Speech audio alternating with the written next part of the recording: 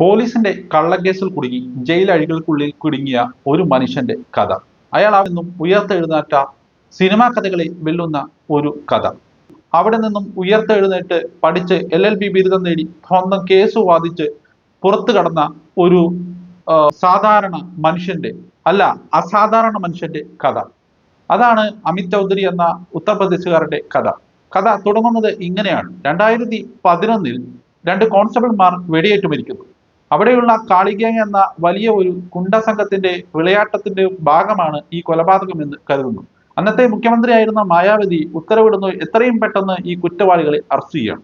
അങ്ങനെ കുറ്റവാളികളെ അറസ്റ്റ് ചെയ്യാൻ പോലീസ് നെട്ടോട്ടം പോടുന്ന സമയം എത്രയും പെട്ടെന്ന് ഈ കേസ് തീർത്ത് തങ്ങൾക്ക് വലിയ ഒരു പേര് സമ്പാദിപ്പിക്കണം എന്ന ആഗ്രഹമുള്ള കുറെ പോലീസുകാർ അവർ കുറെ പേരെ അറസ്റ്റ് ചെയ്യുന്നു. അതിൽ ഉൾപ്പെട്ട ഒരു 18കാരൻ തനിക്ക് ആർമിയിൽ ചേർന്ന് ജവാനാകണം എന്ന് ആഗ്രഹിച്ച ഒരു സാധാരണ മനുഷ്യന്റെ കഥ. അതായിരുന്നു അമിത് ചൗധരി. അയാൾ പ്രായം മാത്രമുണ്ടായിരുന്ന ആ യുവാവിനെ ഈ കൂട്ടത്തിൽപ്പെടുത്തി അറസ്റ്റ് ചെയ്തു. അന്ന് അറസ്റ്റ് ചെയ്ത 17 പേരിൽ ഒരാളായിരുന്നു ഈ അമിത് ചൗധരി. വിചാരണ കാലയളവിൽ 2 വർഷമാണ് അയാൾക്ക് ജയിലിൽ കിടക്കേണ്ടി വന്നത്. അന്ന് ജയിലിൽ കിടക്കുന്ന സമയത്ത് തന്റെ മനസ്സ് തകർന്നിരിക്കുകയായിരുന്നെങ്കിൽ പിന്നീട് അയാൾ പഠിക്കാൻ തീരുമാനിച്ചു. അയാളുടെ ജയിലർ അയാളെ സഹായിച്ചു.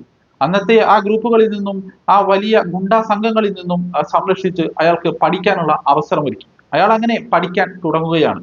LLB BAയും LLBയും LLMും കഴിഞ്ഞ് സ്വന്തം കേസ് വാദിച്ച് താൻ കുറ്റവാളിയല്ല ഒരു നിരപരാധിയാണെന്ന് തെളിയിച്ച് അയാൾ വിചാരണയിൽ നിന്നും അയാൾ സ്വതന്ത്രനാകുന്നു. നിരപരാധിയാണെന്ന് തെളിയിച്ച് തന്റെ മേൽ ചുമത്തപ്പെട്ട കുറ്റങ്ങൾ മുഴുവൻ ഫാബ്രിക്കേറ്റഡ് ആണെന്ന് തെളിയിക്കപ്പെട്ട ആ സമയത്ത് അയാൾക്കുണ്ടായ സന്തോഷം, ആ സന്തോഷത്തിൽ നിന്നും അയാൾ ഒരു തീരുമാനമെടുക്കുന്നു. ഇത്തരം നിരപരാധികളെ രക്ഷിക്കാൻ വേണ്ടി എൻ്റെ ജീവിതം ഇനി ഞാൻ ഒഴിഞ്ഞു വെച്ചിരിക്കുന്നു.